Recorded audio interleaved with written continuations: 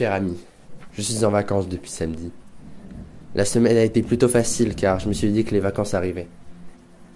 Pour une fois, elle était également tranquille car les garçons qui me cherchent à chaque fois n'étaient pas là. Qu'est-ce que ça m'a fait du bien. Bon, il y avait encore quelques filles qui ont ricané non loin de moi. Pour une raison qui m'échappait sur le moment. Jusqu'à ce que je découvre ma table recouverte de gribouillis et de gravures malsaines. Sur la table, il y avait marqué sans amis, fils de pute, raté, fillette, et je vous passe les autres mots.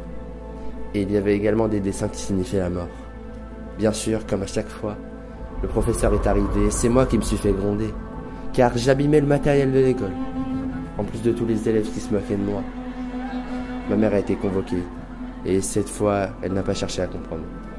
Elle m'a privé de téléphone et j'ai dû écrire une lettre d'excuse. Je me suis senti tellement en colère, triste et honteux d'écrire cette lettre présentant des excuses pour quelque chose que je n'avais pas fait. Alors j'ai essayé de prendre mon courage à deux mains et d'en parler à ma mère.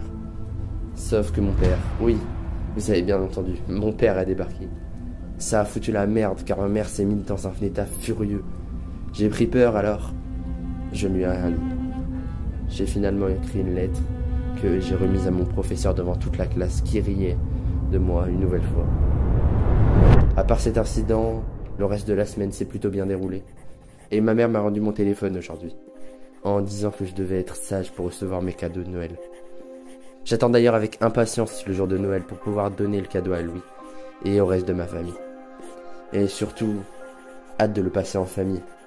Voilà, je crois que j'ai assez écrit pour ce soir. Je te laisse. À bientôt mon ami.